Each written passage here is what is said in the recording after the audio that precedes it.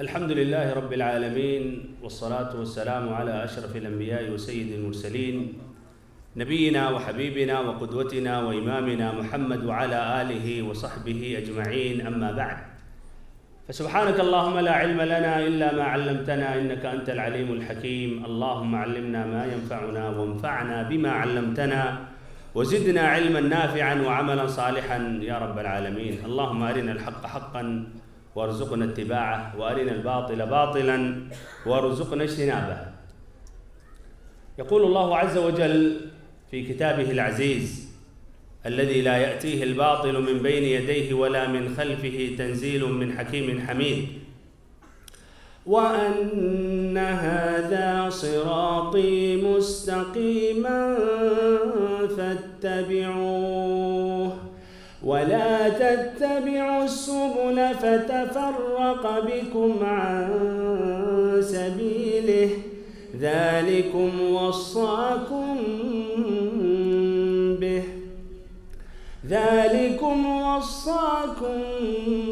به لعلكم تتقون. وقال سبحانه وتعالى في موضع آخر: ومن يشاقق الرسول من بعد ما تبين له الهدى ويتبع غير سبيل المؤمنين نوله ما تولى ونصله جهنم وساءت مصيرا. أخرج ابن حبان وأبو داود في سننه عن أبي هريرة رضي الله عنه أن النبي صلى الله عليه وسلم قال: افترقت اليهود على 71 فرقة، وافترقت النصارى على 72 فرقة، وستفترق أمتي على 73 فرقة كلها في النار إلا واحدة. زاد ابن ماجه من حديث أنس بن مالك رضي الله عنه: كلها في النار إلا واحدة وهي الجماعة. وزاد الترمذي من حديث عبد الله بن عمر: كلها في النار، أو قالوا: ومن هي يا رسول الله؟ قال: ما أنا عليه وأصحابي. وعن معاوية بن قرة عن أبيه أن النبي صلى الله عليه وسلم قال: لا تزال طائفة من أمتي منصورين لا يضرهم من خذلهم حتى الساعة. وفي الحديث المشهور عن العرباض بن سارية حيث جاء فيه: فعليكم بسنتي وسنة الخلفاء الراشدين المهديين من بعدي تمسكوا بها يعضوا عليها بالنواجذ وإياكم ومحدثات الأمور فإن كل محدثة بدعة. ساری تعریفیں اللہ رب العالمین کے لیے اور مکمل ترین پورے طور پر درود و سلام اس ذات مقدسہ مبارکہ پر جن کو اللہ رب العزت نے اس دنیا میں رشد و ہدایت کے ساتھ رحمت للعالمین بنا کر بھیجا۔ واجب الاحترام علماء کرام، معزز ساتھیوں، عزیز بچوں اور ہماری ماں اور بہنوں، موضوع ہے اہل سنت والجماعت یا اہل السنہ والجماعہ، ان کی پہچان۔ اس موضوع کے تحت چند اہم نقاط جو پیش کر رہا ہوں اختصار کے ساتھ، جس کی وضاحت کروں گا۔ نمبر 1، اہل سنت والجماعت تعریف کیا ہے، مراد کیا ہے اہل سنت والجماعت سے۔ پھر ایسے ہی نمبر 2،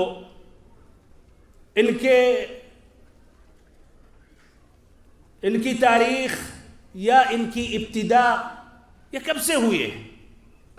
پھر ایسے نمبر 3، ان کی جو اسماء ہے کیا صرف اہل سنت والجماعت ہی ایک نام ہے یا اور بھی نام ہے۔ نمبر 4، اہل سنت والجماعت کے عقائد کی خصوصیتیں، خوبیاں۔ اور ایسے نمبر 5، پھر یہ اہل سنت والجماعت کے افراد جو اس منہج پر چلتے ہیں، جو لوگ ہیں، ان کی خصوصیتیں اور ایسے ہی ان کی خوبیاں۔ پھر ایسے اگر ٹائم ملا تو اہم عقائد جو ہیں اہل سنت والجماعت کے، جو اور فرقوں سے ان کا عقیدہ مختلف ہے، اس کی وضاحت۔ بہرحال بھائی اور محترم ساتھیوں، سب سے پہلے اہل سنت والجماعت سے مراد کیا ہے؟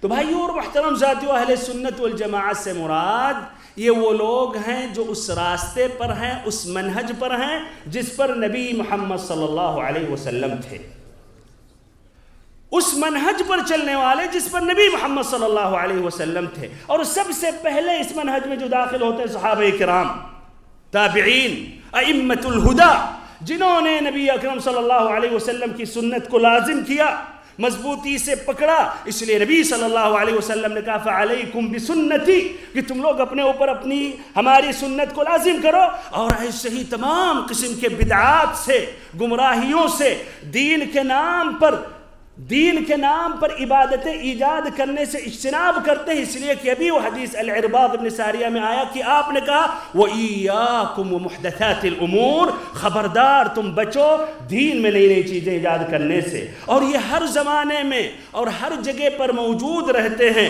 قیامت کی صبح تک باقی رہنے والے ہیں۔ اس لیے کہ نبی صلی اللہ علیہ وسلم نے کہا لا تزال طائفة من امتی منصورین، ہماری امت کا ایک گروہ قیامت تک اس کی مدد کی جائے گی اللہ تعالیٰ کی طرف سے، اور ایسے ہی قیامت تک باقی رہیں گے جو ان کا ساتھ نہیں دیں گے، ان سے دشمنی کریں گے، لڑتے جھگڑتے رہیں گے، وہ نقصان اور تکلیف نہیں پہنچا سکتے۔ بھائی اور محترم ساتھیوں، تو یہ اہل سنت والجماعت، کیوں ان کا نام پڑا اہل سنت والجماعت؟ اہل سنت واضح ہے، سنت کی ان کی نسبت ہے، نبی صلی اللہ علیہ وسلم کی سنت سے ان کی نسبت ہے۔ اور جماعہ حدیث میں بھی آیا وہی الجماعہ، ابن ماجہ کی روایت، جو سنت پر مجتمع ہوئے، اکٹھا ہوئے، تو اہل سنت والجماعت ہے۔ دو اوصاف ہے، سنت کی طرف نسبت ہے اور سنت پر یہ مجتمع ہے، متفق ہیں، کوئی اور مصلحت نہیں ہے، کوئی اور وجہ کے وجہ سے متفق اور متحد نہیں ہے، سنت پر متفق ہوئے ہیں اور سنت پر متحد ہوئے ہیں۔ بھائی اور محترم ساتھیوں، اب دوسرا پوائنٹ ہے کہ ان کی ابتدا کب سے ہوئی ہے؟ کیا ان کی عمر 100 سال ہے؟ 200 سال؟ کتنی سال ہے بھائی؟ کتنی عمر ہے ان کی؟ 1400، ہاں 51 سال، 1400 کتنا؟ 51 سال۔ اس لیے کہ یہ نبی صلی اللہ علیہ وسلم سے ان کی نسبت ہے، وہیں سے اس منہج کا ابتدا ہے۔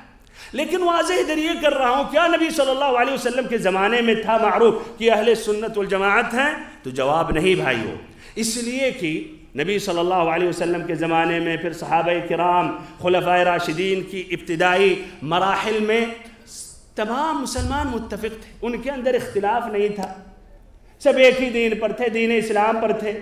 پھر ایسے ہی اواخر خلفائے راشدین کے زمانے میں کچھ بھائیوں بدعتیں شروع ہوئیں، تشیع سے شروع ہوا، پھر اس کے بعد انہی کے اپوزٹ میں خوارج آئے، پھر مرجئہ آئے، جنہوں نے کہا زبان سے ایمان ہے، دل میں ایمان ہے، خلاص جس طرح بھی چلو سب جنتی ہو، ابھی ان کا اور تذکرہ آئے گا آئندہ۔ ایسے ہی پھر اس کے بعد قدریہ ظاہر ہوئے، قدریہ جنہوں نے کہا کہ اللہ تعالی بندے کے فعل کے بارے میں اللہ کا کوئی اختیار نہیں، ہر بندہ اپنی مرضی سے مکمل اپنے اختیار سے چلتا اور پھرتا ہے، اللہ کو پہلے سے نہ علم تھا نہ اللہ تعالیٰ کا اس کے متعلق کوئی عمل دخل ہے۔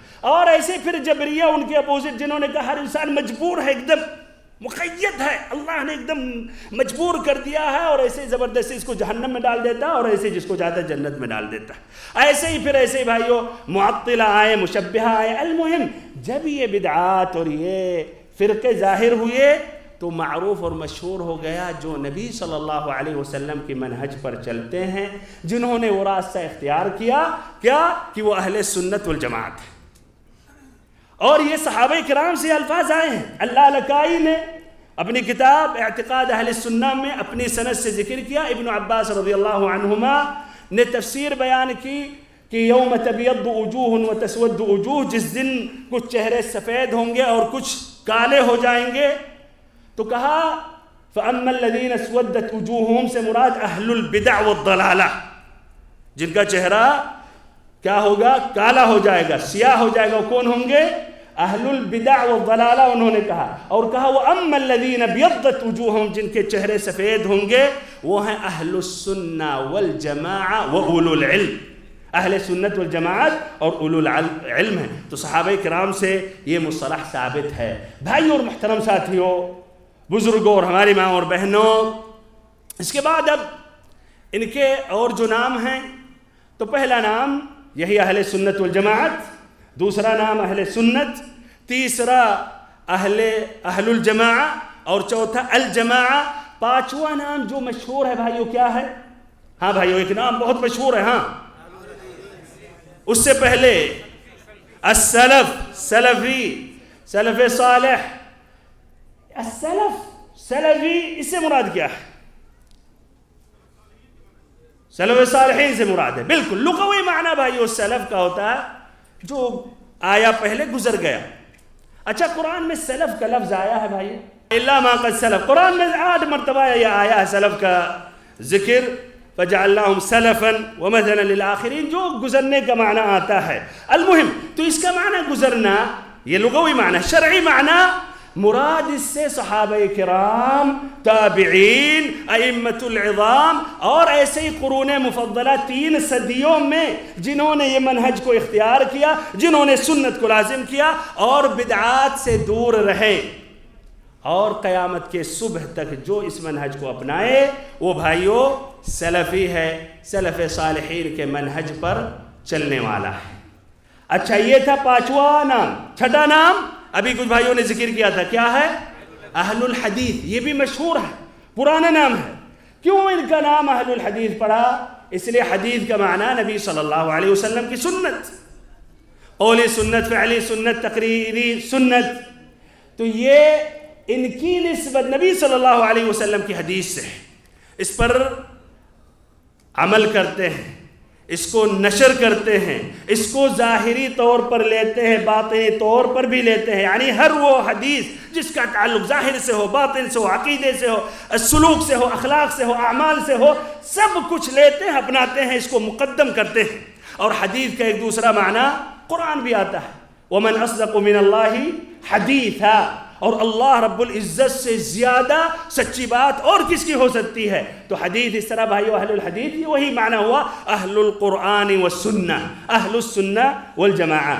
ایسے اور بھی نام ہے بھائیو، یہ ختم ہو گئے، اور نام بتائیں؟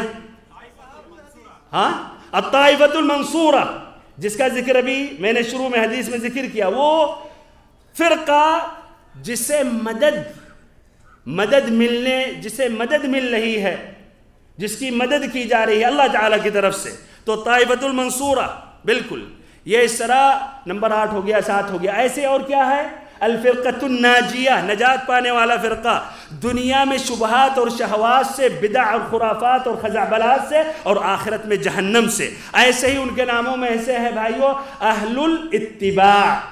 تو یہ چند اہم ان کے نام تھے۔ بہرحال اس کے بعد میں آگے بڑھ رہا ہوں، اور یہ سب تمہیدی باتیں تھیں، آگے بڑھ رہا ہوں اور اس میں یہ ذکر کر رہا ہوں کہ اہل سنت والجماعت کی اہم خوبیاں کیا ہیں، یا اہل سنت والجماعت یہ جو مسلک ہے، مسلک کے اعتبار سے، منہج کے اعتبار سے ان کا جو عقیدہ ہے، اس کی اہم خوبیاں اور امتیازی خصلتیں کیا ہیں۔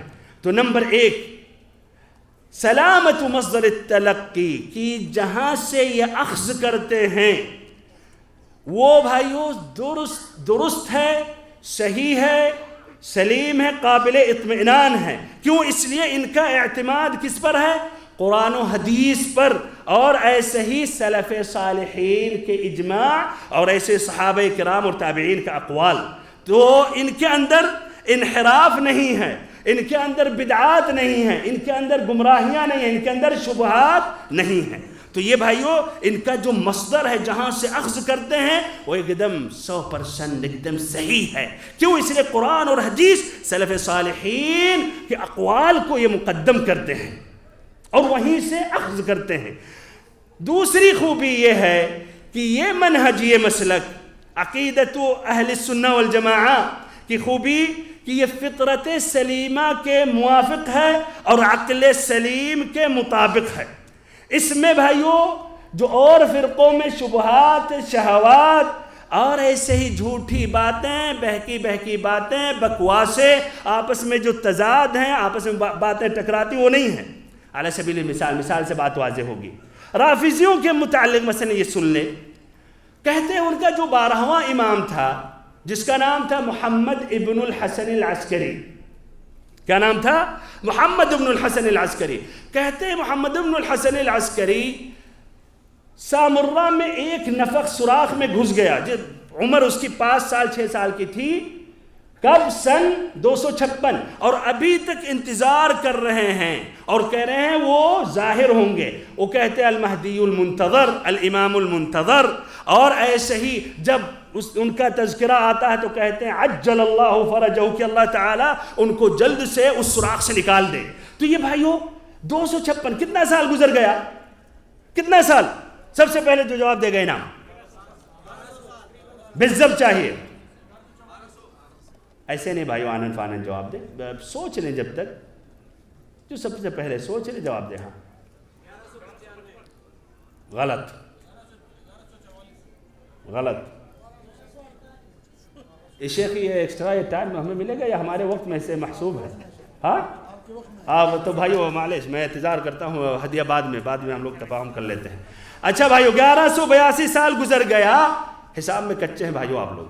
المهم عقیدے میں کچے نہ رہیں، ہاں مسلک میں کچے نہ رہیں. حساب میں آگے پیچھے ہو جائے گا، کوئی مشکل نہیں. کچھ ریال کم دوسرے کو زیادہ آپ نے دے دیا، کم لیا، کوئی بات نہیں، اس سے ایمان اور عقیدہ نہیں خراب ہوگا. اچھا بھائیو تو یہ اب دیکھیں 1182 سال گزر گیا. کہتے ہیں کہ ابھی تک وہ حضرت ہیں. ممکن ہے بھائیو عقل انسانی میں یہ بات گھس سکتی کہ کوئی آدمی زندہ رہے ایک سوراخ میں، ایک بل میں گھسا ہے بھائیو، اس میں ایک چوہا ایک کیڑا مکوڑا بھی اتنا سال نہیں جی سکتا ہے. تو یہ کیسے ایک انسان جی سکتا؟ بہرحال یہ عقیدہ ہے ان کا. ایسے آپ لے لیں سبیل مثال صوفیوں کا، دیکھیں کس طرح ان کے اندر کچھ ایسی باتیں جو آدمی کے عقل میں نہیں گھسے اور قرآن و حدیث کے ایک دم خلاف. کہتے ہیں نبی صلی اللہ علیہ وسلم کو عیاناً بیداری میں آپ دیکھ سکتے ہیں. یعنی اس کا معنی ممکن آپ میں سے اتنے بھائی ہیں کسی نے نبی صلی اللہ علیہ وسلم کو عصر کی نماز میں دیکھا ہو.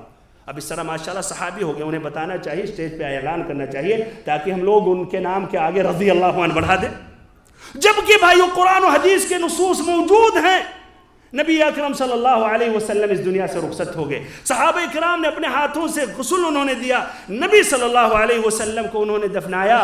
بخاری کی روایت کہتی ہیں نبی اکرم صلی اللہ علیہ وسلم کی بیٹی فاطمہ کہ اطابت انفسکم ان تحثوا التراب علی رسول اللہ صلی اللہ علیہ وسلم. صحابہ کرام سے خطاب ہو کر یا مخاطب ہو کر کہہ رہی ہیں کیا تم لوگ کی طبیعت، تم لوگ کا دل مانا کہ نبی اکرم صلی اللہ علیہ وسلم پر مٹی ڈالو؟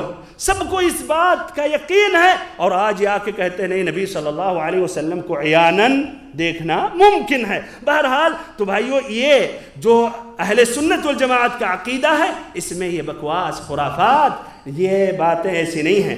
تیسری خوبی اس منہج کا، منہج اہل سنت والجماعت یا مذہب اہل سنت والجماعت کا یہ ہے کہ اس منہج کا سند جا کر نبی صلی اللہ علیہ وسلم سے متصل ہے، جا کر نبی صلی اللہ علیہ وسلم سے ملتا ہے، نبی اکرم صلی اللہ علیہ وسلم سے ملتا ہے، صحابہ کرام سے ملتا ہے، تابعین سے جا کر ملتا ہے. باقی اور فرق کے جو ان کی باتیں ہیں، عقائد ہیں، آگے جا کر منقطع ہو جاتا ہے. مثلا عید میلاد النبی صلی اللہ علیہ وسلم، یہ سند متصل ہے نبی صلی اللہ علیہ وسلم تک کہ آپ نے نہیں منایا، صحابہ کرام نے نہیں منایا، تابعین نے اب تک جو اس راستے پر چل رہے نہیں منا رہے. کیوں نہیں منا رہے؟ اس لیے کہ نبی صلی اللہ علیہ وسلم نے دین مکمل کیا، اور یہ منانا زیادتی ہے. نبی اکرم صلی اللہ علیہ وسلم کے مقام نبوت کی توہین ہے، ایک جرأت ہے، جسارت ہے، اور نبی اکرم صلی اللہ علیہ وسلم کا اتہام، گویا بندہ متہم کر رہا ہے کہ نبی صلی اللہ علیہ وسلم نے دین مکمل نہیں کیا.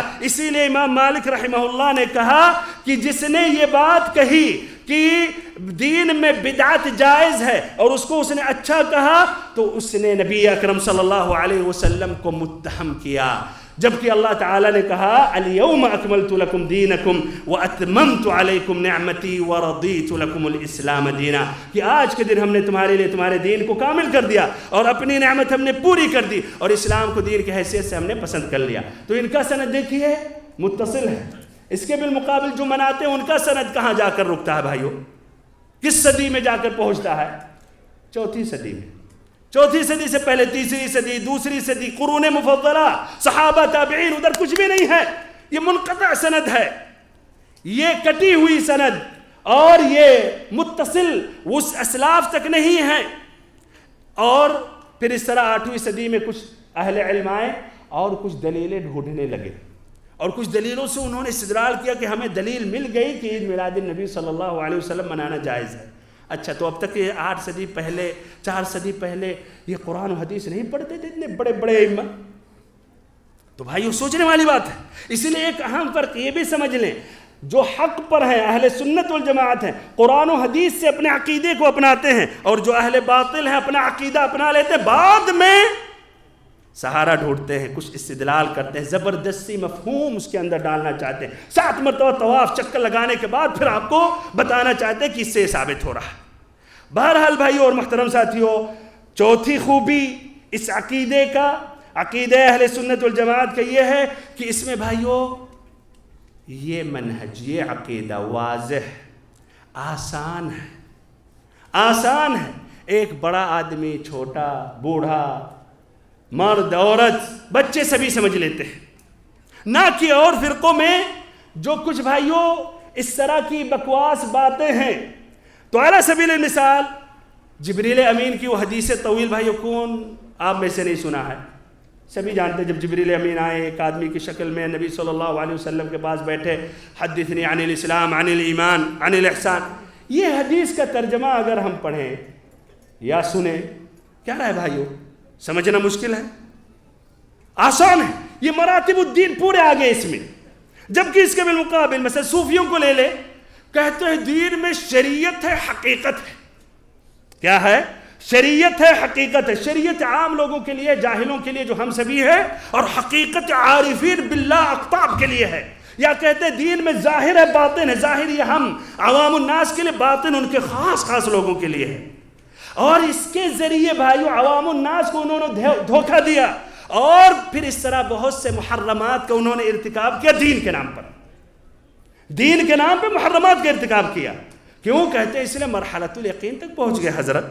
اب ان کے لیے زنا جائز ہے، شراب پینا کوئی حرج نہیں ہے. کیوں؟ مرحلۃ الیقین تک پہنچ گئے. اور آپ جب انکار کریں گے تو کہیں گے ارے حضرت ہاں زنا حرام ہے، یہ عام لوگوں کے لیے. ارے حضرت پہنچے ہوئے ان کے لیے جائز ہو گیا، تکالیف ساقط ہو گئے.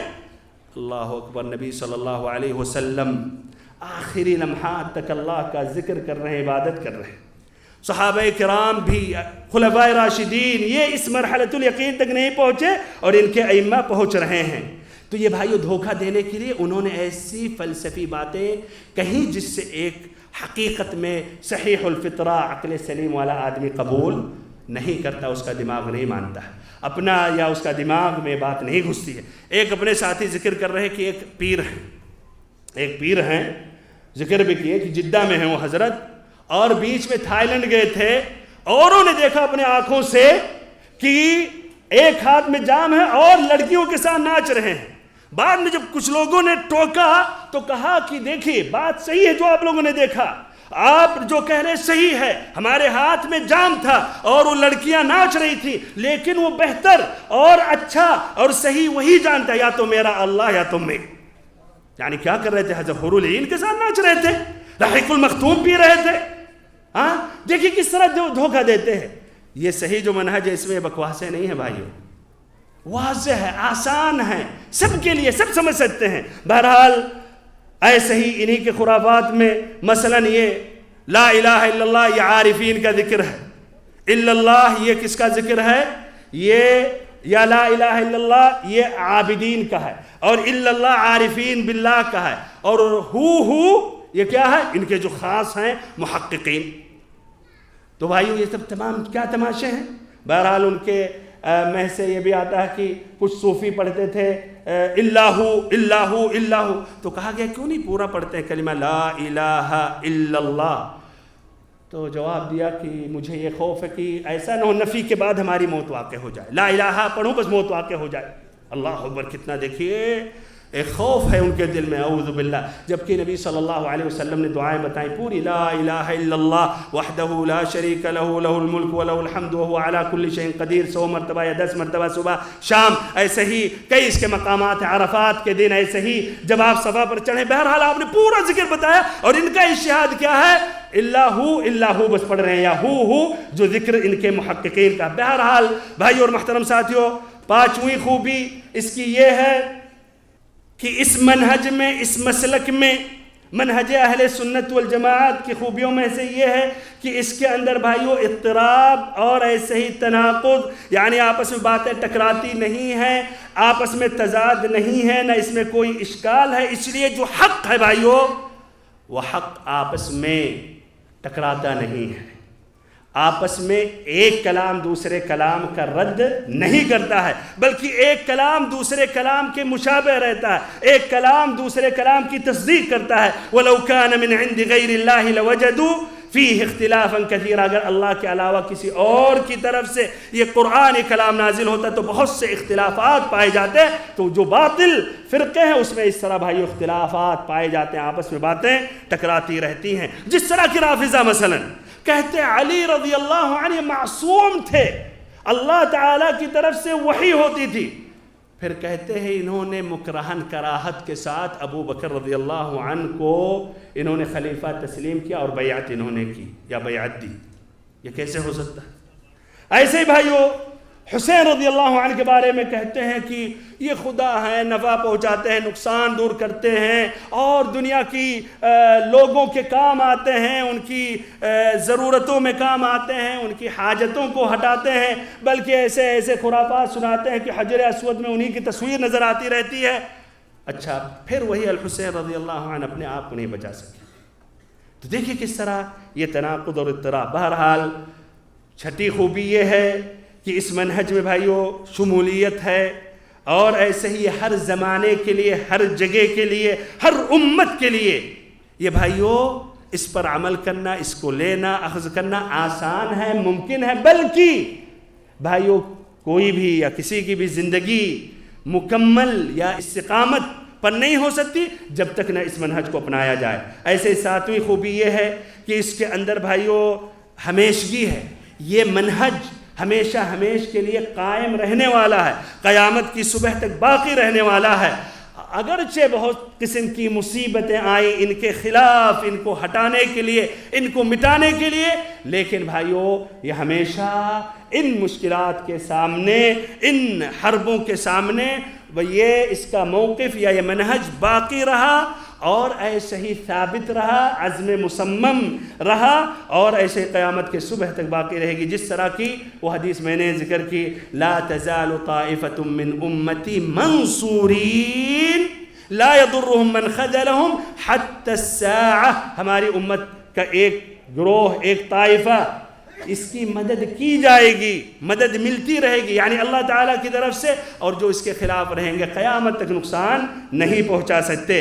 الترمذی رحمہ اللہ ذکر کرتے ہیں کہ میں نے محمد بن اسماعیل البخاری سے سنا، جو کہتے ہیں میں نے علی بن المدینی سے سنا، ہم اصحاب الحدیث و اصحاب حدیث ہیں، منہج کے اعتبار سے جو حدیث کو اخذ کرتے ہیں اس پر عمل کرتے ہیں.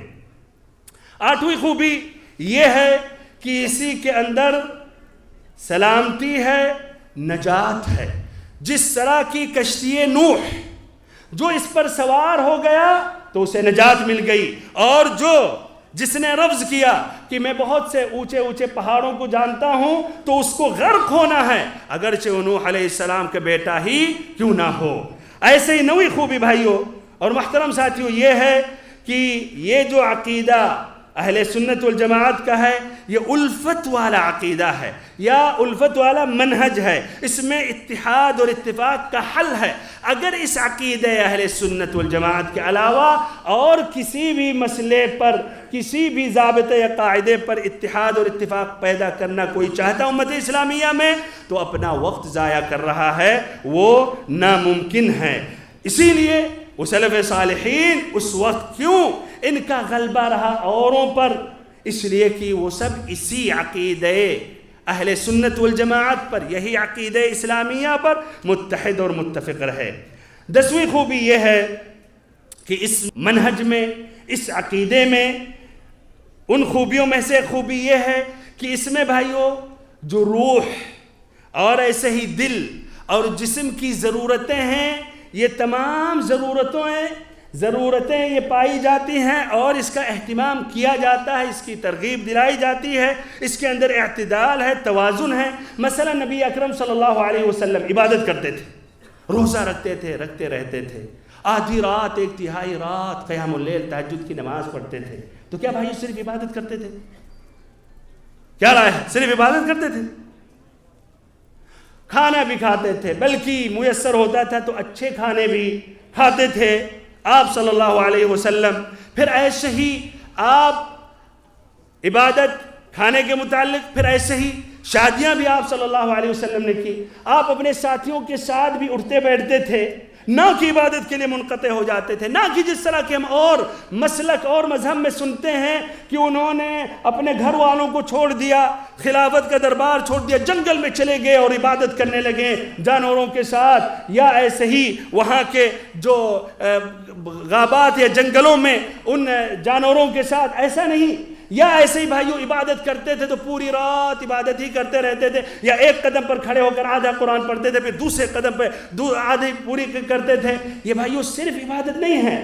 اور ایسے ہی اس کے بالمقابل کچھ لوگ دین کے نام پر، دین کا نام لے کر ہی عیاشی کرتے ہیں اور ایسے ہی کبائر کا ارتکاب کرتے ہیں۔ پہلے کے جو صوفی تھے وہ صحیح معنوں میں مبالغہ کرتے تھے عبادات میں، زیادہ مبالغہ، غلو کرتے تھے، جبکہ یہ غلو جائز اور درست نہیں ہے۔ نبی صلی اللہ علیہ وسلم نے ان صحابہ کرام کو ٹوکا، انکار کیا جب انہوں نے کہا ہم شادی نہیں کریں گے، ہم پوری رات نماز پڑھیں گے، پورا سال روزہ رکھیں گے، تو غلو کرتے تھے۔ آج کل کے بہت سے صوفیہ کیا ہیں، دین کے نام پر بربادیاں اور بہت سے کارنامے کرتے ہیں، جوان لڑکیوں سے پیر دبواتے ہیں اور تنہائی میں جوان لڑکیوں کا علاج کرتے ہیں، اور واضح طور پر بھائیوں فحاشی کرتے ہیں، دین کا نام لے کر شراب پیتے ہیں، نماز نہیں پڑھتے ہیں، کبیرہ گناہوں کا ارتکاب کرتے ہیں۔ تو یہ تمام یہ چیزیں ہیں بھائیوں کہ اس میں اسلام میں یہ نہیں ہے، اور یہ عقیدہ اہل سنت والجماعت میں یہ توازن ہے، جس میں روح کا بھی اہتمام ہے، جسم کا بھی، دل کا بھی، جس طرح کی نبی صلی اللہ علیہ وسلم کی حدیث ہے، یا سلمان نے رضی اللہ عنہ ابو الدرداء سے کہا، پھر آپ صلی اللہ علیہ وسلم نے اس کی آپ نے یعنی تائید کی، ان لربک علیک حقا وان لنفسک علیک حقا وان لأہلک علیک حقا فاعط کل ذی حق حقا، کہ تمہارے اوپر تمہارے رب کا حق ہے کہ اس کی عبادت کرو، ایسے ہی تمہارے نفس کا بھی حق ہے کہ اس کا خیال کرو، آرام بھی کرو، اچھے سے کھاؤ پیو پہنو، ایسے ہی تمہارے اہل و عیال کا بھی تمہارے اوپر حق ہے کہ ان کا یہ حق پورا کرو، تو ہر حق کو مکمل کرو۔ یہ بھائیوں چند اہم خوبیاں تھے اہل سنت والجماعت کے عقیدے کا۔ اب یہ ذکر کر رہا ہوں کہ اس منہج پر، اس عقیدے پر چلنے والے لوگوں کی خوبیاں کیا ہیں۔ ایک تو مسلک کے اعتبار سے وہ خوبیاں میں نے بیان کیا، ایک افراد کے اعتبار سے خوبیاں بیان کر رہا ہوں، اور ساتھ ساتھ اس طرح آپ جان لیں کہ اہل سنت والجماعت حقیقت میں کون ہیں، حقیقت میں اہل سنت والجماعت کون ہیں۔ کیا صرف نام لینے سے کافی ہو جاتا ہے آدمی خلاص اہل سنت والجماعت کا ہو جاتا ہے؟ تو بھائیو اور محترم ساتھیو، پہلی خوبی یہ ہے کہ یہ قرآن و حدیث پر اکتفا کرتے ہیں، اپنے عقائد، عبادات، معاملات، سلوک، اخلاق قرآن و حدیث سے لیتے ہیں۔ جو قرآن و حدیث کے مطابق ہوتا ہے اس کو لے لیتے ہیں، جو قرآن و حدیث کے خلاف ہوتا ہے اس کو ترک کر دیتے ہیں۔ جس طرح کہ نبی صلی اللہ علیہ وسلم نے فرمایا، ترکت فیکم امرین لن تضلوا ما تمسکتم بہما کتاب اللہ و سنتی، میں دو چیزیں چھوڑ کر جا رہا ہوں، مضبوطی سے پکڑ لو گے تو کبھی بھی گمراہ نہیں ہوگے، اللہ کی کتاب اور میری سنت۔ امام مالک نے اپنی موطا میں روایت کی ہے۔ تو یہ اہل سنت والجماعت کے جو افراد ہیں، ان کے جو علماء ہیں اور ایسے ان کے جو مشائخ ہیں، لیکن آپ اور فرقوں کے بارے میں غور و فکر کریں۔ صوفیوں کے نزدیک کہاں سے وہ عقیدت، شریعت، احکام لیتے ہیں؟ خواب سے بھی لیتے ہیں۔ خواب میں ان کے بزرگ آ گئے، کچھ کہہ دیا انہوں نے تو فوراً لے لیں گے، خلاص وہ کرامت سمجھیں گے. اور اگر نبی صلی اللہ علیہ وسلم آ جائے کسی بھی شکل اور صورت میں فوراً مان لیں گے. اور بھائیو جبکہ یہ جاننا چاہیے ہاں شیطان نبی صلی اللہ علیہ وسلم کی شکل خواب میں اختیار نہیں کر سکتا ہے، یا کہیے نبی صلی اللہ علیہ وسلم آپ کی خواب میں نہیں آ سکتے ہیں، اللہ جب بھی آئے تو حقیقت میں نبی صلی اللہ علیہ وسلم ہی ہوں گے. بات صحیح ہے، لیکن شرط یہ ہے جس طرح وہ اوصاف بیان کیے گئے ہیں قرآن میں حدیث میں جو صحابہ کرام نے نقل کیا ہے. میں ایک مثال دے رہا ہوں جس سے کئی باتوں کی وضاحت ہو جائے گی. ایک بھائی ملے ہم سے کہنے لگے کہ میں نے نبی صلی اللہ علیہ وسلم کو خواب میں دیکھا. ہم نے کہا بتائیے کس طرح خواب ہے آپ کا؟ تو کہا کہ میں نے خواب میں دیکھا کہ ایک مسجد میں داخل ہوا اور پہلے صف میں پہنچا تو امامت کے لیے نبی صلی اللہ علیہ وسلم آگے بڑھ گئے، تو میں نے آپ کے پیچھے میں نے نماز پڑھی. جب آپ نے سلام پھیرا تو ہم نے دیکھا آپ کی داڑھی پوری سفید ہے. کہہ رہا ہے بھائیو یہ نبی صلی اللہ علیہ وسلم ہو سکتے؟ ناممکن. آخری وقت تک نبی صلی اللہ علیہ وسلم کے چند بال 14 ذکر آتا 20 سے زیادہ نہیں تھے، اسی درمیان چند بال سفید ہوئے. تو یہ یقیناً نبی صلی اللہ علیہ وسلم نہیں ہے. یعنی شیطان دوسری شکل اختیار کر کے دھوکہ دے سکتا کہ میں نبی صلی اللہ علیہ وسلم ہوں، لیکن نبی صلی اللہ علیہ وسلم کا حقیقی شکل لے کر نہیں آ سکتا. تو بہرحال بات یہاں تک نہیں رک رہی، کاش یہیں تک وہ ختم کر دیتا. نہیں، آگے بڑھا. کہا پھر آپ صلی اللہ علیہ وسلم کھڑے ہوئے تو میں بھی پیچھے پیچھے گیا تو آپ نے ہمیں 3 تعلیمات دی. ہاں یہی اب یہ صوفیوں کو شیطان نے ایسے خواب کے ذریعے انہیں گمراہ کیا ہے. خواب سے شریعت لیتے ہیں، احکام اور عقائد لیتے ہیں. 3 تعلیمات آپ صلی اللہ علیہ وسلم نے دیا. بہرحال کا میں نے غور سے دیکھا تو دیکھا آپ نابینا بھی ہیں. استغفر اللہ. تو دیکھیے المهم قطعاً یہ شیطان آیا اور یہ تعلیمات دے کر گیا. بلکہ ایک اپنے ساتھی کو جانتا ہوں بھائیو، وہ کہہ رہا کہ ہماری عمر کا ایک بچہ پاکستان میں تھا، اس کی عمر اس وقت 6-7 سال کی تھی، اس کے باپ نے اپنے ہاتھوں سے ذبح کیا وہ ولی کے لیے یا اس قبر کے لیے. اس لیے خواب میں بزرگ آئے تھے کہ کہا اس بزرگ نے کہ اپنے بچے کو ہمارے لیے قربان کرو، اور کر دیا ایسا. اعوذ باللہ. یہ شریعت یعنی ماشاءاللہ ابراہیم علیہ السلام کا مقام انہیں مل گیا. یہ بھائیو انبیاء کرام کے خواب سچ ہوتے ہیں. یہی تو جہالت ہے. لیکن یہ صوفیوں کے پاس علم تھوڑی ہوتا ہے، اسی لیے شیطان خواب کے ذریعے انہیں گمراہ کرتا ہے. اور کبھی صحابہ کرام کی شکل میں یا صحابہ کرام بتاتے ہوئے آ جاتا ہے، کبھی ابراہیم علیہ السلام کہتے ہوئے، کبھی نبی محمد صلی اللہ علیہ وسلم کہتے ہوئے انہیں دھوکہ دیتا ہے. بہرحال اس طرح آپ دیکھیں مثلا رافضیوں کا یہ اپنے عقائد کہاں سے لیتے ہیں؟ اپنے ائمہ سے، جن کے بارے میں انہوں نے یہ دعویٰ کیا کہ معصوم ہیں، معصوم عن الخطا ہے، پاک، یعنی انبیاء کرام کی طرح ان سے وہ لیتے ہیں. ایسے آپ لے اہل الکلام اور فلاسفہ جو ہیں وہ عقل کو مقدم کرتے ہیں، اپنی عقل سے قرآن و حدیث کے نصوص کو تولتے ہیں. اگر ان کے عقل کے مطابق ہے تو لے لیں گے، اگر وہ قرآن و حدیث ان کے عقل کے مخالف ہے تو رد کر دیں گے. کیوں؟ اس لیے معیار کیا ہے ان کا، میزان ترازو کیا ہے؟ یہ ان کی عقل ہے. اچھا، دوسری خوبی اہل سنت والجماعت کے افراد اس مسلک پر جو چلتے ہیں وہ یہ ہے کہ یہ نصوص الشرع جو ہیں قرآن و حدیث قبول کرتے ہیں، تسلیم کرتے ہیں. اور ایک بات کا اضافہ کریں، اور قرآن و حدیث کو ویسے ہی سمجھتے ہیں جس طرح سلف صالحین نے سمجھا، صحابہ نے، تابعین نے. اور ایسے ہی نقل کو عقل پر مقدم کرتے ہیں، یعنی قرآن و حدیث کو عقل پر مقدم کرتے ہیں. اور وہ عقائد، وہ عقیدے کے مسئلے مسائل جس میں عقل کا کوئی بھی عمل دخل نہیں ہے، جس کا تعلق غیب سے ہے، اس کی گہرائی میں نہیں جاتے ہیں. اور ایسے ہی یہ کہتے ہیں کہ اللہ تعالیٰ کے ہر حکم میں، فرمان میں حکمت ہے، لیکن کوئی ضروری نہیں ہے کہ ہم اس حکمت کو سمجھیں. اور اس طرح وہ اپنی عقل کو نہیں پیش کرتے ہیں یا مقدم کرتے ہیں قرآن و حدیث پر، بلکہ قرآن و حدیث کو مقدم کرتے ہیں اپنی عقل اور رائے پر. جس طرح کہ علی رضی اللہ عنہ نے کہا لو کان الدین بالرأی لکان اسفل الخف اولا بالمسح من اعلاہ ولقد رأیت رسول اللہ صلی اللہ علیہ وسلم یمسح على ظاہر خفیہ، کہ اگر یہ دین کا دار و مدار صرف عقل پر، یا اگر دین کا دار و مدار عقل اور رائے پر ہوتا تو مسح بھائیو جرابوں پر، موزوں پر کہاں کیا جاتا ہے؟ نیچے والے سطح پر. جبکہ کہتے ہیں میں نے نبی صلی اللہ علیہ وسلم کو دیکھا کہ آپ صلی اللہ علیہ وسلم بالائی حصہ پر مسح کر رہے ہیں. تیسری خوبی ان کی یہ ہے کہ یہ بہت ہی زیادہ اہتمام اور بہت ہی زیادہ اس کے بارے میں یہ محنت کرتے ہیں اور اس کی اہمیت دیتے ہیں اس مقصد کے لیے جس مقصد کے لیے اللہ تعالیٰ نے ہم سبھی کو پیدا کیا، یعنی اللہ تعالیٰ کے لیے عبادت کو خاص کرنا، خالص کرنا، اس لیے کہ تمام انبیاء کرام کا یہی منہج رہا۔ اللہ تعالیٰ فرماتا ہے وَلَقَدْ بَعَثْنَا فِي كُلِّ أُمَّةٍ رَسُولًا أَنِ اعْبُدُوا اللَّهَ وَاجْتَنِبُوا الطَّاغُوتَ، ایسے ہی فرمایا رب العزت نے وَمَا أَرْسَلْنَا مِن قَبْلِكَ مِن رَّسُولٍ إِلَّا نُوحِي إِلَيْهِ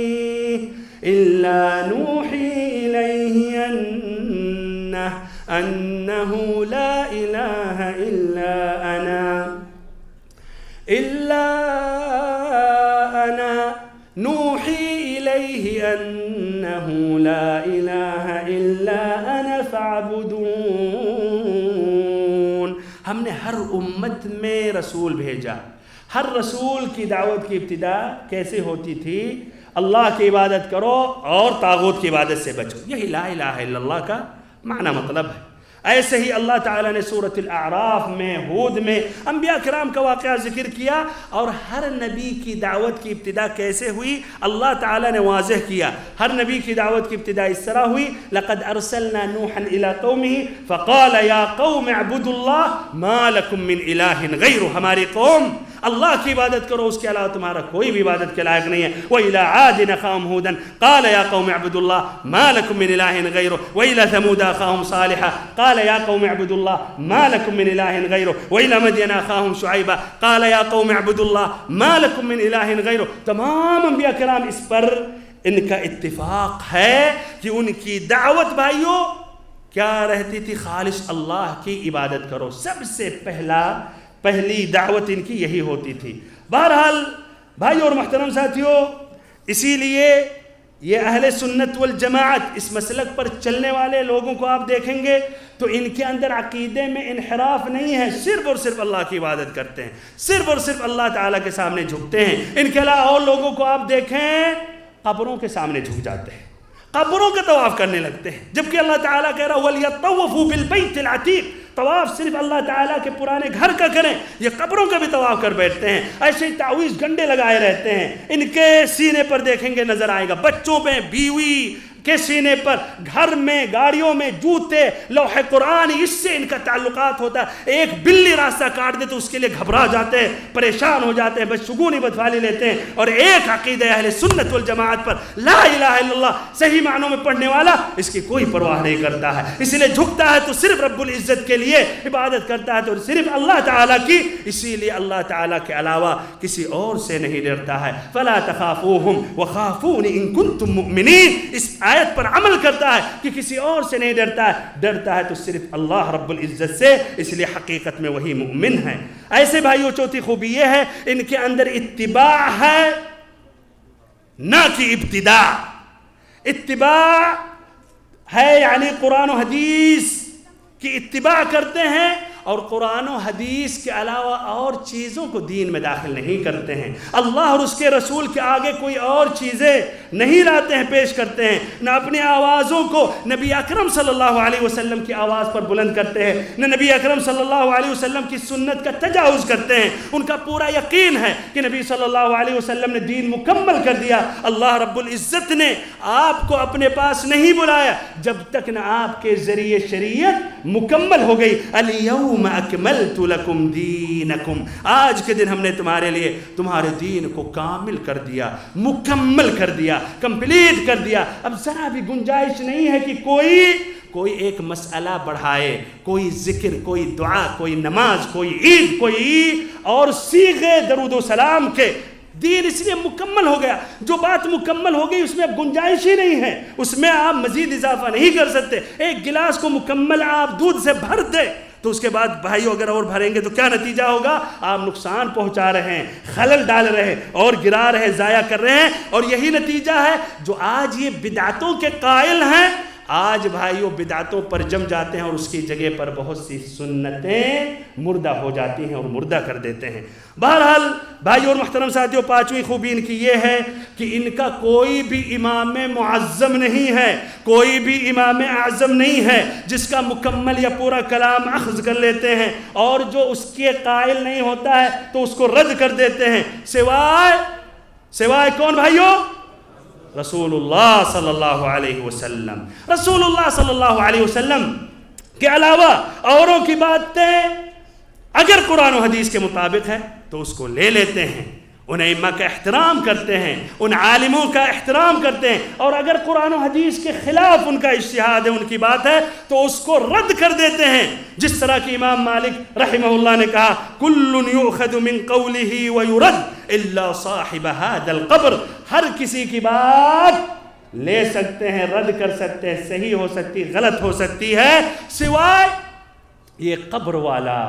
اور نبی اکرم صلی اللہ علیہ وسلم کی قبر شریف کی طرف انہوں نے اشارہ کیا، جبکہ اور فرقوں میں بھائیوں تعصب ہوتا، اپنے اماموں کی بات کو نہیں چھوڑتے ہیں، ان کی جان چلی جائے پکڑے رہتے ہیں مضبوطی سے، جس طرح ایک ڈوبنے والا آدمی کوئی بھی سہارا لیتا ہے تاکہ ڈوبے نہیں، یہ قرآن و حدیث کی طرف توجہ ہی نہیں دیتے۔ ان کے امام نے کہہ دیا تو خلاص، قرآن و حدیث پر مقدم ہے، پہلے امام کا قول، پھر اس کے بعد قرآن، پھر اس کے بعد حدیث، پھر اس کے بعد سلف صالحین کے اقوال، اور ایسے ہی ان کے اجتہادات آتے ہیں۔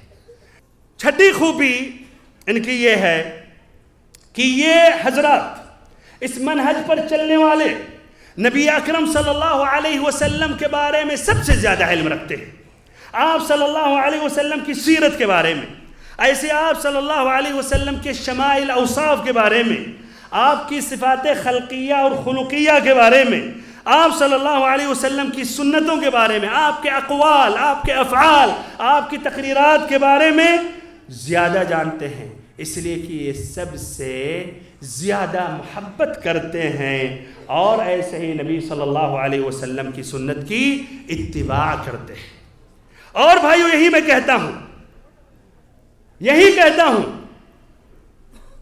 کہ اور جو لوگ ہیں وہ اپنے اماموں کے بارے میں، اپنے عالموں کے بارے میں اور اپنے باباؤں کے بارے میں، پیروں کے بارے میں نبی صلی اللہ علیہ وسلم سے، نبی صلی اللہ علیہ وسلم کے متعلق جتنا جانتے ہیں اس سے زیادہ اپنے عالموں کے بارے میں، اپنے اماموں کے بارے میں جانتے ہیں۔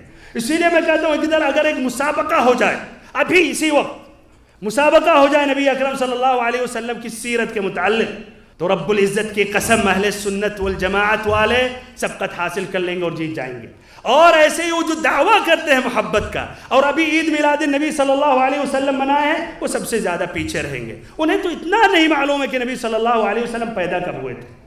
12 ربیع الاول یہ یقیناً نبی اکرم صلی اللہ علیہ وسلم کی وفات کی تاریخ، اور ایسے میلاد میں 4-5 اقوال موجود ہیں کہ کب پیدا ہوئے۔ تو جنہیں اپنے نبی صلی اللہ علیہ وسلم کی تاریخ کے بارے میں یا آپ کی یوم پیدائش یا یوم وفات کے بارے میں یہ تحقیق نہیں ہے، تو کس طرح بھائیو نبی صلی اللہ علیہ وسلم کی سیرت کے بارے میں، آپ کی حیات طیبہ کے بارے میں علم رکھیں گے؟ تو بہرحال یہ چھٹی خوبی ہے۔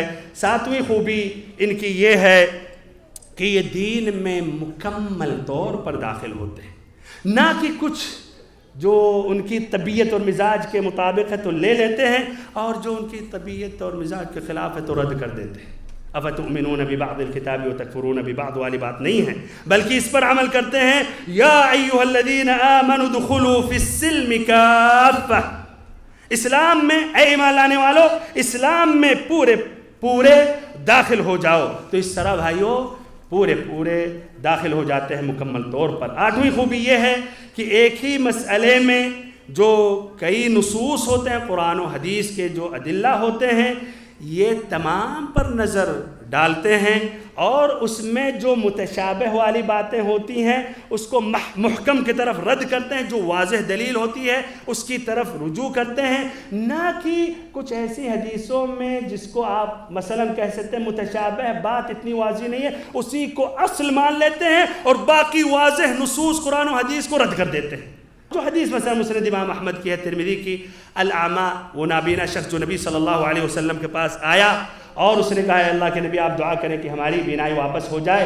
المهم اس سے استدلال کرتے ہیں کہ نبی صلی اللہ علیہ وسلم کی جاہ سے، آپ صلی اللہ علیہ وسلم کے مقام رتبہ، آپ کے صدقے میں سوال کرنا جائز ہے، جبکہ واضح دلیلیں ہیں کہ اللہ تعالیٰ سے دعا مانگو۔ وقال ربكم ادعوني استجب لكم واذا سالك عبادي عني فاني قريب۔ نبی صلی اللہ علیہ وسلم نے بتایا اذا سألت فاسأل اللہ واذا استعنت فاستعن باللہ، یہ تمام نصوص کو چھوڑ دیتے ہیں، اور جبکہ اس حدیث میں بھائیو استدلال کرنا غلط ہے۔ اس حدیث کا معنی ہے اللہم انی اسألک بنبیک، جو ہے اسألک بدعاء نبیک، یعنی وہ شخص آیا تھا سفارش، یا وہ شخص آیا تھا نبی صلی اللہ علیہ وسلم سے درخواست کرنے کے لیے کہ آپ اس کے حق میں دعا کریں، اور یہ جائز وسیلہ ہے۔ آپ ابھی شیخ آئے، ان سے ملاقات کرنے کے بعد کہیں شیخ ہمارے حق میں دعا کریں، جائز ہے۔ ایسے ہی وہ بھی شخص آیا تھا، اور اگر نبی صلی اللہ علیہ وسلم کے صدقے میں آپ کے جاہ و مقام سے سوال کرنا جائز ہوتا تو اسے آنے کی ضرورت نہیں پڑتی، وہیں سے مانگ لیتا ہے کہ نہیں؟ وہیں سے بیٹھے بیٹھے کیوں آتا پھر؟ نبینا آدمی کیوں اپنے آپ کو تھکاتا؟ بہرحال تو ایسے بھائیوں ہیں، یا کبھی کبھی زبردستی کچھ استدلال کرتے ہیں۔ مثلا ابراہیم علیہ السلام کو جب اللہ نے حکم دیا کہ 4 پرندوں کو ذبح کر دو، بوٹی بوٹی الگ کر دو، پھر پکارو، کہتے دیکھو ابراہیم علیہ السلام نے کس کو پکارا؟ چڑیوں کو پکارا۔ چڑیا اس وقت کیا زندہ تھی یا مردہ تھی؟ مردہ تھی۔ تو ہم اولیاء اللہ کو پکارتے ہیں، اگر ہم مشرک ہیں تو ابراہیم علیہ السلام اعوذ باللہ مشرک ہے۔ کہاں کی بات کہاں سے جوڑ دیتے ہیں، جبکہ اللہ تعالیٰ نے انہیں حکم دیا، اور قرآن و حدیث کے پورے نصوص موجود ہیں، وہ سب نہیں نظر آتے ہیں، اور یہاں سے ایک استدلال زبردستی گھما پھرا کر سمجھانے کی کوشش کرتے ہیں۔ نویں خوبی یہ ہے کہ ان کے اندر بھائیوں علم کا اہتمام پائیں گے، ساتھ ساتھ اللہ کی عبادت بھی کرنے کا اہتمام پائیں گے، نہ کہ اور فرقوں میں ہے علم کا اہتمام کر رہے ہیں عبادات میں سست ہیں، یا عبادات میں اہتمام کر رہے ہیں اور علم سے دور ہیں، جس کی وجہ سے غیر شرعی طریقے سے اللہ کی عبادت کر رہے ہیں۔ اسی لیے آپ رسول اللہ صلی اللہ علیہ وسلم کو دیکھیں، صحابہ کرام ائمۃ الاسلام، آپ دیکھیں گے اس دونوں میں آپ پائیں گے کہ انہوں نے سبقت حاصل کی۔ 10ویں خوبی یہ ہے کہ اللہ تعالیٰ پر توکل کرتے ہیں، ساتھ ساتھ اسباب بھی اپناتے ہیں، نہ کہ اور فرقوں میں ہے کہ کہتے ہیں ہم نے اللہ پر بھروسہ کر لیا اور پھر محنت نہیں کرتے ہیں، مسجد میں بیٹھے بیٹھے اللہ اللہ کر رہے ہیں، پھر دوسروں کے صدقات و خیرات سے جی رہے ہیں۔ نہیں، اللہ پر توکل کرتے ہیں، اسباب بھی اپناتے ہیں۔ اور جو آدمی کہتا ہے ہم نے اللہ پر توکل کیا، اسباب اپنانے کی ضرورت نہیں ہے، تو اس کی عقل میں خلل ہے، اور جو آدمی اسباب پر بھروسہ کر بیٹھے اور اللہ پر توکل نہ کرے تو اس کے ایمان میں خلل ہے۔ تو بھائیو اہل سنت والجماعت دونوں کا اہتمام کرتے ہیں، اور ایسے ہی اسباب اپنانا توکل کی منافی نہیں ہے، توکل علی اللہ کے منافی نہیں ہے۔ 11ویں خوبی یہ ہے کہ یہ ان کے اندر آپ یہ پائیں گے خوف، اللہ تعالیٰ سے ڈرتے بھی ہیں، ساتھ ساتھ اللہ تعالیٰ سے امید بھی رکھتے ہیں، اور ایسے اللہ تعالیٰ کی عبادت کرتے ہیں محبت کے ساتھ۔ تو یہ تینوں جو ذرائع ہیں، یہ تینوں جو عبادتیں ہیں، یہ تینوں کو لیتے ہیں، تینوں پر عمل کرتے ہیں، نہ کہ جس طرح صوفیوں کا یہ کہنا کہ ہم اللہ تعالیٰ کی عبادت کر رہے ہیں، نہ ہمیں اللہ تعالیٰ کی جنت کی کوئی لالچ ہے، نہ اللہ کے جہنم کا خوف ہے، ہم محض اللہ کی محبت میں عبادت کر رہے ہیں۔ یا ایسے ہی ان کا کہنا ہے کہ جو آدمی عبادت کرتا ہے جہنم سے ڈرنے کے لیے تو یہ تو غلاموں کی عبادت ہے، اور جو آدمی عبادت کرتا ہے اللہ کے جنت کے لیے تو تاجروں کی عبادت ہے۔ اور کہتے ہیں سچا آدمی تو وہ ہے جو محبت میں صرف محبت کی خاطر عبادت کرے، جبکہ اللہ تعالیٰ فرماتا ہے انبیاء کرام کے بارے میں انہم کانوا یسارعون فی الخیرات ویدعوننا رغبا ورہبا وکانوا لنا خاشعین، یہ بزرگ لوگ نیک کاموں کی طرف جلدی کرتے تھے، یسارعون فی الخیرات، سبقت حاصل کرتے تھے، ویدعوننا، اور ہمیں لالچ طمع میں، یدعوننا رغبا ورہبا، اور ڈر خوف سے پکارتے تھے۔ تو یدعوننا رغبا ورہبا، لالچ میں، طمع میں اور ڈر اور خوف کے ساتھ پکارتے تھے، اور لا شک اس میں محبت بھی رہتی تھی۔ اسی لیے شیخ الاسلام ابن تیمیہ رحمہ اللہ کہتے ہیں جس نے اللہ تعالیٰ کی عبادت صرف محبت کے دعوے پر، صرف محبت کی وجہ سے اس نے کی تو یہ زندیق ہے، اور جو آدمی صرف ڈر کی وجہ سے عبادت کر رہا ہے تو یہ حروری خارجی ہے، اور جو صرف امید لے کر بیٹھا ہوا کہ اللہ رب العزت غفور الرحیم ہے اسی کی بنا پر بس اللہ کی عبادت کر رہا تو یہ مرجئہ میں سے ہے، مرجئ ہے، اور جو محبت اور خوف اور ایسے ہی امید کے ساتھ عبادت کرتا ہے تو یہ سچا اور پکا موحد ہے۔ 12ویں خوبی یہ ہے کہ ان کے اندر آپ شفقت پائیں گے، نرمی پائیں گے، اور ساتھ ساتھ شدت اور سختی بھی۔ کہیں سختی کرنے کی ضرورت پڑتی ہے اور کہیں بھائیوں نرمی، ہے کہ نہیں؟ تو ان کے اندر یہ دونوں باتیں پائی جاتی ہیں، جس طرح کہ اللہ تعالیٰ نے فرمایا صحابہ کرام کے بارے میں اشداء علی الکفار رحماء بینہم، کافروں پر نہایت ہی شدید ہیں اور آپس میں مہربان ہیں، رحم دل ہیں۔ ایسے بھائیوں 13ویں خوبی اور ایک اہم خوبی ہے کہ یہ منہج کے جو افراد ہیں ان کے اندر یا ان کا منہج جو ہے وہ درمیانہ، یہ منہج وسط ہے۔ جس طرح کی دین اسلام تمام ادیان میں وسط ہے، یہ دین کے اندر نہ افراط ہے، نہ تفریط ہے، نہ غلو ہے، نہ تساہل ہے، تو ایسے ہی اس مذہب میں بھی بھائیوں وہی بات ہے کہ اس کے اندر کیا ایک توسط ہے، اعتدال ہے، اور یہ منہج وسط ہے، جس طرح کہ اللہ تعالیٰ نے فرمایا وَكَذَلِكَ جَعَلْنَاكُمْ أُمَّةً وَسَطًا۔ تو علی سبیل المثال مرتکب الکبیرہ جو آدمی، جو مسلمان بڑے گناہوں کے ارتکاب کر بیٹھے، تو اس کے بارے میں بھائیوں اور فرقے کیا کہتے ہیں؟ ایک فرقہ، ہاں بھائیوں کیا رہا ہے؟ اہل سنت والجماعت کا منہج نہیں بتائیے، اس میں اور دو فرقے جو ایک دم دائیں گئے اور ایک بائیں گئے، ایک مشرق کی طرف گیا اور مغرب کی طرف، بتا سکتے ہیں؟ ہاں خوارج، اور دوسرا بہت صحیح۔ تو خوارج نے، بھائی کے جواب کی تکمیل میں کر رہا ہوں جزاک اللہ خیراً، خوارج نے کہا مرتکب الکبیرہ، جس نے مثلا شراب جس نے پی لی، یا رشوت اس نے لی یا دی، یا ایسے ہی زنا کیا، تو یہ خلاص کافر ہو گیا، خلاص یا تو ایمان یا تو کفر ہے، تیسرا کوئی راستہ نہیں ہے، خلاص کافر ہو گیا، اور اگر اسی حالت پر اس کی موت واقع ہوئی تو ہمیشہ کے لیے کافروں کی طرح جہنم میں ہوگا۔ اس کے بالمقابل اپوزٹ میں مرجئہ نے کہا نہیں، ارے حضرات اس کے دل میں ایمان ہے، ہاں ایمان ہے تو خلاص کوئی مشکل نہیں ہے، زنا کرے، شراب پیے، نماز نہیں پڑھے، تمام قسم کے جرائم کرے، کوئی بات نہیں، کوئی فرق آتا ہی نہیں ہے، دل میں ایمان ہے تو خلاص۔ اہل سنت والجماعت نے کیا کہا کہ نہیں، یہ آدمی مسلم ہے لیکن ساتھ ساتھ فاسق ہے، مسلم ہے یا مومن ہے ناقص الایمان ہے، اور اگر توبہ اس نے نہیں کیا ان کبائر سے، طبعاً کبائر کفر تک نہیں پہنچے، تو قیامت کے دن اللہ تعالیٰ کی مشیت کے تحت ہوگا، یا تو اللہ تعالیٰ معاف کر دے، یا تو جتنا اس نے گناہ کیا ہے سزا دے، لیکن ہمیشہ کے لیے جہنم میں نہیں رہے گا، جہنم سے نکالا جائے گا، جنتی ہوگا۔ ایسے دوسرا مسئلہ لیں اصحاب رسول اللہ صلی اللہ علیہ وسلم کے بارے میں، دو فرقوں نے الگ الگ منہج اختیار کیا بھائیو، ہاں کیا ہے جواب؟ پہلا فرقہ خوارج نے کیا کہا کہ علی یا خوارج سے پہلے شیعہ نے کیا کیا؟ علی رضی اللہ عنہ کو خدا کا درجہ انہوں نے دے دیا، علی رضی اللہ عنہ کو، اور اس کے بالمقابل خوارج نے علی رضی اللہ عنہ کو کافر ٹھہرایا، اور اہل سنت والجماعت نے کیا کہا کہ نہیں، تمام صحابہ کرام ہمارے آنکھوں اور سروں پر ہیں، یا اصحاب رسول ہیں، ہم تمام صحابہ کرام سے محبت کرتے ہیں، تمام صحابہ کرام کے لیے ہم دعا کرتے ہیں، اور ایسے کسی کو بھی ہم کافر نہیں ٹھہراتے ہیں، اور ایسے ہی کسی کے بارے میں غلو بھی نہیں کرتے کہ خدا تھے یا نبی تھے۔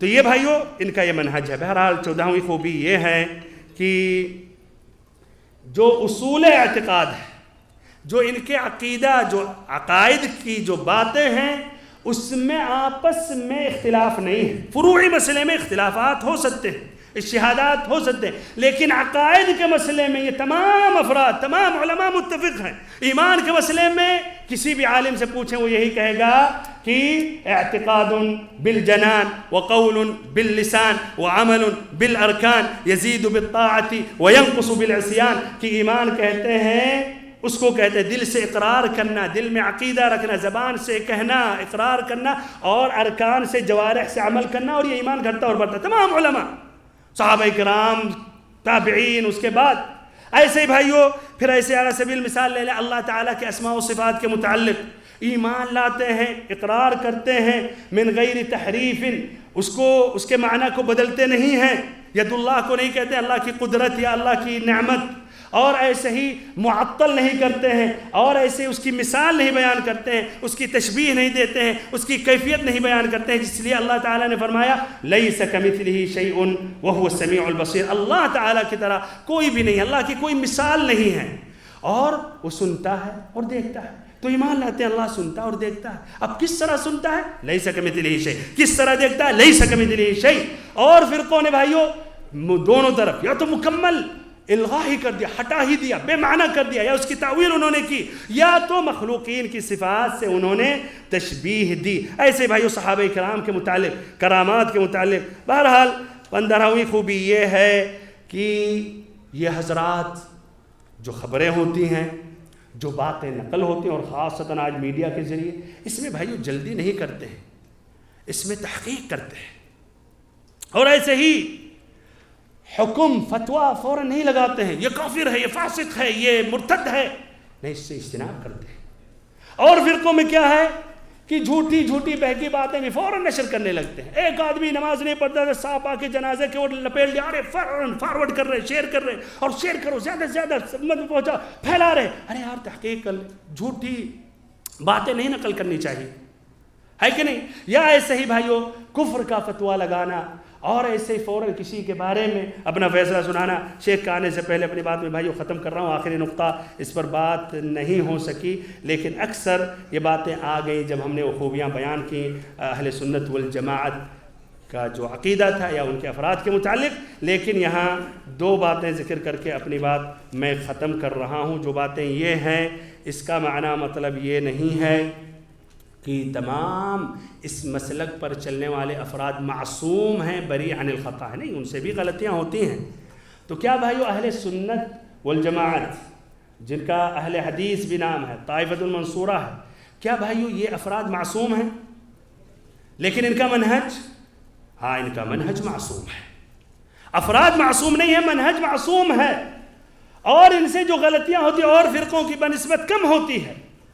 اور پھر بھائیو دوسری بات یہ ہے کہ صرف نام لینے سے کام نہیں چلے گا، مین کیا ہے کہ ان صفات کو اپنانا، اس منہج کو اپنانا۔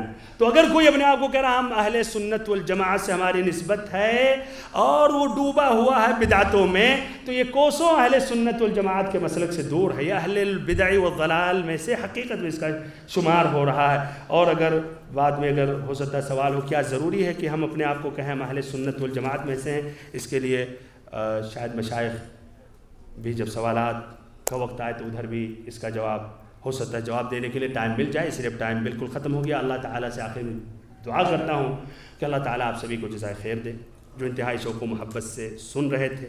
اللہ تعالیٰ آپ سبھی کو دنیا آخرت میں کامیاب کرے، توفیق دے۔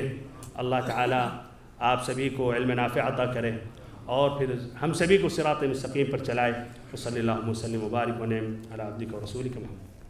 السلام علیکم ورحمۃ اللہ وبرکاتہ۔ محترم دینی بھائیوں، آپ نے ابھی یہ علمی درس سنا، امید ہے آپ کو پسند آیا ہوگا، اور آپ سے گزارش ہے کہ آپ اسے لائک کریں، سبسکرائب کریں، ایسے ہی فالو کریں، اور مزید تفصیل کے لیے ہمارے ویب سائٹ پر وزٹ کریں۔ اور آپ سے یہ بھی گزارش ہے کہ آپ اپنے اس درس کو اپنے دوست و احباب کے ساتھ نشر کر کے دعوت کے کام میں حصہ لیں۔ السلام علیکم ورحمۃ اللہ وبرکاتہ۔